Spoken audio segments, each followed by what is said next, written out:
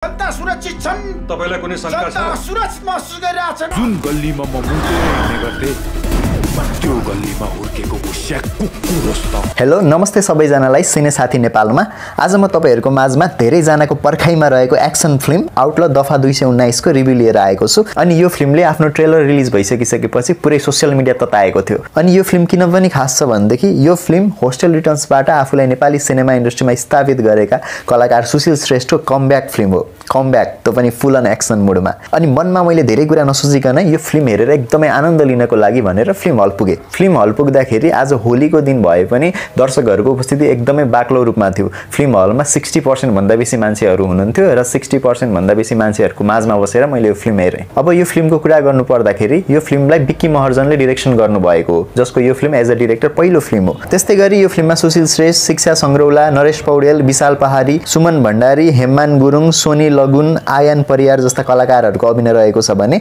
फिल्ममा लास शरणम भन्ने सिनेमाबाट एकदमै धेरै दर्शकहरूको चर्चा बटुलिरहनु भएको महेश त्रिपाठी र ऋषि धमालाको समेत स्पेशल अपीयरेन्स रहेको छ। त्यस्तै गरी अब यो फिल्मको प्लटको कुरा गर्नु पर्दाखेरि फिल्मको स्टार्टिङ काठमाडौँको नाइट भ्यूबाट हुन्छ, जहाँ एउटा एम्बुलेन्स हस्पिटलतिर जाँदै हुन्छ र एम्बुलेन्स पछाडि पुलिसको गाडी छ। सुरुको केही मिनेट्सको दृश्यले नै हामीलाई अब अलर्ट भएर फिल्म हेर्नु भन्ने फिल गराउँछ, किनकि फिल्मको कहानी बुझ्न ध्यान फिल्ममा हुन जरुरी छ। त्यस्तै गरी हामीले फिल्म स्टार्ट भएको केही मिनेट्समा नै फिल्मको हिरोनी शिक्षा संग्रौलालाई देख्न सक्छौं।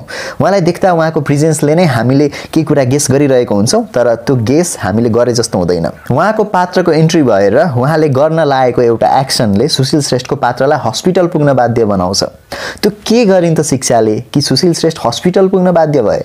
त्यो म तपाईहरुलाई यहाँ भन्दिन, फिल्म हेर्दाखेरि मजा आउँछ। त्यस्तै गरी फिल्मको स्टोरी अगाडि बढ्दै जान्छ। हस्पिटलको एउटा सिनबाट 3 मन्थ अगाडि के कुरा भएको थियो भन्ने कुराहरू अब फिल्ममा देखिन थाल्छ। त्यस्तै गरी सुशील श्रेष्ठको पात्र खुल्न थाल्छ, शिक्षा संग्रौलाको पात्र खुल्छ। त्यस्तै गरी फिल्ममा भएका सम्पूर्ण पात्रहरू बिस्तारै बिस्तारै खुल्दै जान्छ। कसले के गर्दैछ, कसको गोल के हो, कसको मोटिभ के हो, कसको इन्टेन्सन के हो, सबै कुराहरू बिस्तारै बिस्तारै खुल्दै जान्छ। त्यही क्रममा शिक्षा संग्रौलाको बहिनीको इस्टाब्लिशमेन्ट हुन्छ, उता मन्त्रीको भान्जाको पनि इस्टाब्लिशमेन्ट हुन्छ। अनि त्यो रात जे घटना घट्छ नि, त्यो घटनाले नै फिल्मको स्टोरी नै अर्कै बनाइदिन्छ। अनि त्यो रात जे घटना घट्छ नि, त्यो घटनाकै कारण अब पृथ्वी जङ थापा यानी कि सुशील श्रेष्ठको पात्रले के गर्छ भन्ने कुरा हामीले फिल्ममा देख्न पाउँछौं। अनि फर्स्ट हाफको लास्टमा नै हामीले थाहा पाउँछौं दोषी को हो भनेर। र सेकेन्ड हाफमा के हुन्छ त, दोषीले सजाय पाउँछ कि पाउँदैन, दोषीले सजाय पाउँछ त कसरी पाउँछ, त्यो हेर्न भने एकदमै धेरै मजा आउँछ। अनि फिल्मको सेकेन्ड हाफ पछि police department versus Sushil Shrestha के कुरा हुन्छ त, त्यो सम्पूर्ण चीजहरू फिल्म हेरुन्जेल फिल्म हलमा एकदमै धेरै मजा आउँछ हामीलाई। अनि जसरी यो फिल्मको अन्त्य हुन्छ नि, हामीले सोचेको भन्दा अलिकति फरक तरिकाले हुन्छ। तर फिल्म हेरुन्जेल फिल्मले हामीलाई एकदमै खतरा एक्सन र थ्रिलको यात्रामा लग्न सफल हुन्छ। अनि त्यो थ्रिल महसुस गर्न र अपराधीलाई कसरी सजाय दिन पर्छ ताकि फेरि कसैले त्यस्तो अपराध गर्नु अघि 100 चोटी त्यो दृश्य हेरोस् र कसैले पनि त्यस्तो गलत काम नगरोस् भन्ने थाहा पाउन भने तपाईहरुले यो फिल्म हेर्नै पर्ने हुन्छ। अब यो फिल्ममा भएको कलाकारहरूको अभिनयको कुरा गर्नु पर्दाखेरि फिल्मका मुख्य कलाकार सुशील श्रेष्ठको यो कमब्याक सिनेमा हो। उनले धेरै समयपछि सिनेमामा काम गरेका हुन् र उनले यो क्यारेक्टर प्ले गर्दा र उनको स्क्रिन प्रेजेन्स धेरै नै राम्रो छ। एक्सन लुक्समा उनलाई एकदमै राम्रो सुहाउँछ। त्यस्तै गरी फाइट सिनहरुमा पनि एकदमै बबाल काम भएको छ। अनि एक्टिङमा उनले पहिलाका सिनेमामा भन्दा धेरै नै इम्प्रुभ गरेका छन् र भोइसमा पनि एकदमै राम्रो काम गरेको भन्ने फिल हामीले फिल्म हेर्दैखेरि पाउँछौं। त्यस्तै गरी फिल्ममा भएको एउटा एक्सन सिन जुन हामीले ट्रेलरमा पनि देखेको थियौं, हातमा आगो लागेको सिन जुन छ, त्यो सिन आउँदाखेरि पनि एकदमै मजा आउँछ र एकदमै बबाल काम गरेका छन् उनले।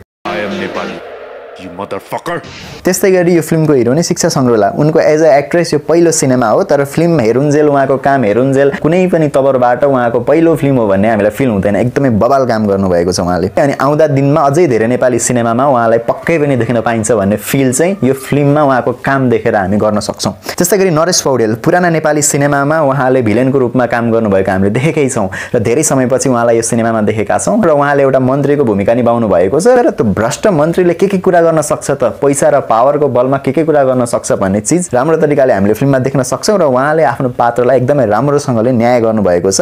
त्यस्तै गरी विशाल पहाडी, उहाँ मन्त्रीको खास मान्छे हुनुहुन्छ र उहाँले पनि आफ्नो पात्रलाई एकदमै राम्रोसँग निभाउनु भएको छ र जति पनि सिनमा उहाँ हुनुहुन्छ एकदमै राम्रो तरिकाले काम गर्नुभएको छ। त्यस्तै गरी सोनी लगुन, उहाँले चाहिँ हाम्रो मेन एक्ट्रेस शिक्षा संग्रौलाको बहिनीको भूमिका निभाउनु भएको छ र उहाँको पात्र पनि एकदमै राम्रो छ। उहाँले जति पनि सिन पाउनु भएको छ एकदमै राम्रोसँगले निभाउनु भएको छ। त्यस्तै गरी सुमन भण्डारी मन्त्रीको भान्जाको रोलमा काम गर्नु भएको छ। त्यस्तै गरी फिल्ममा उहाँलाई देख्दा एकदमै धेरै रिस उठ्छ। यसको मतलब उहाँले एकदमै बवाल काम गर्नु भएको छ।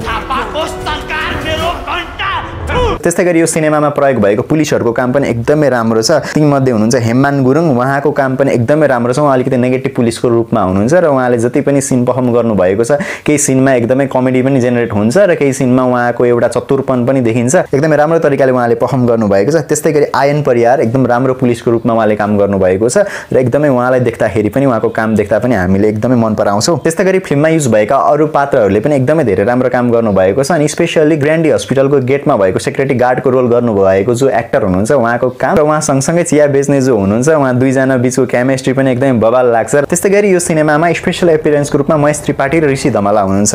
महेश त्रिपाठीले लास्ट शरणम भन्ने सिनेमाबाट एकदमै धेरै चर्चा पाउनु भएको छ र उहाँले यो सिनेमामा दुईटा सिन पाउनु भएको छ र दुईटै सिनमा एकदमै बवाल काम गर्नु भएको छ। त्यो सिनलाई अपलिफ्ट गर्नको लागि एकदम राम्रो अभिनय गर्नु भएको छ। साथसाथै ऋषि धमलाले पनि एकदमै राम्रो अभिनय गर्नु भएको छ। उहाँले पाउनु भएको सिनमा एकदमै राम्रो तरिकाले प्रश्न सोध्नु भएको छ। सधैँ जस्तो नै उहाँले अरूलाई बोल्न दिनु हुँदैन अनि त्यहाँ एउटा राम्रो सिन जेनेरेट भएको छ, राम्रो इम्प्रोभाइजेसन भएको छ। त्यस्तै गरी अब यो फिल्मको स्क्रिप्ट र डिरेक्सनको कुरा गर्नु पर्दाखेरि यो फिल्मको स्क्रिप्ट हामीले हेरेका सिनेमाहरू भन्दा अलिकति थोरै फरक छ। जुन तरिकाले फिल्मको क्लुहरू खुल्दै जान्छ र लास्टमा जुन तरिकाले फिल्मले हामीलाई छोड्छ, हामीले एक्सपेक्ट गरेको भन्दा अलि भिन्नै तरिकाले छोड्छ। त्यस्तै गरी फिल्मको डायलगहरू चाहिँ कतिपय ठाउँमा अलिकति वर्क नगरे जस्तो हामीलाई फिल हुन्छ। कतिपय ठाउँमा चाहिँ विशेष गरी एक्सन सिनमा जति पनि डायलगहरू युज हुन्छ ती डायलगहरू चाहिँ भन्नेको लागि मात्र भनेको जस्तो फिल हुन्छ। त्यो सिनमा अलिकति सेन्स बोक्दैन त्यो डायलगले। तर एज अ डिरेक्टर आफ्नो पहिलो सिनेमामा यो किसिमको काम गर्नु, यो लेभलको काम गर्नु भनेको एकदम बवाल काम हो। विकी महर्जनले आउँदा दिनमा अझै बवाल सिनेमा दिनुहुन्छ भन्ने चाहिँ हामीले अब आश गर्न सक्छौं यो सिनेमा हेरेर। त्यस्तै गरी अब यो सिनेमाको सिनेमाटोग्राफीको कुरा गर्नु पर्दाखेरि एकदमै बवाल छ र फिल्ममा भएको एक एक शटले एक एक मिनिङ क्यारी गर्छ र जुन तरिकाले भिजुअली यो सिनेमालाई देखाएको छ एकदमै बवाल काम भएको छ, एकदमै टप नच काम भएको छ सिनेमाटोग्राफीमा।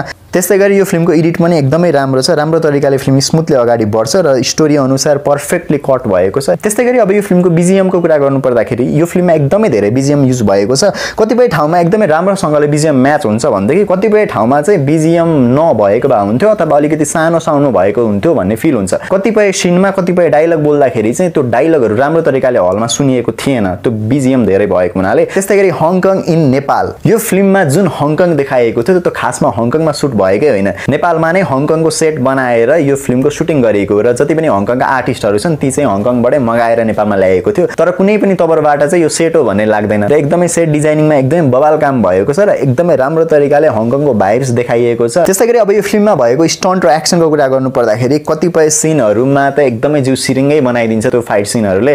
एकदमै बवाल काम भएको छ। एक्सनमा पनि हेरुन्जेल एकदम मजा आउँछ अनि त्यो आगोको सिन जुन सुशील श्रेष्ठको हातमा आगो बलेको जुन सिन छ त्यो सिन हेर्दाखेरि पनि एकदमै मजा आउँछ। त्यस्तै गरी यो आउटल दफा 219 भन्ने सिनेमा चाहिँ फिल्म पढेका फिल्म स्टुडेन्टहरूले बनाएको सिनेमा हो अनि एउटा फिल्म पढेको फिल्म मेकिङ स्टुडेन्टले यो लेभलको एक्सन मुभी नेपालमा बनाउनु भनेको एकदमै बवाल काम हो। त्यस्तै गरी यो सिनेमालाई म 5 मा 3.5 रेटिङ दिन चाहन्छु।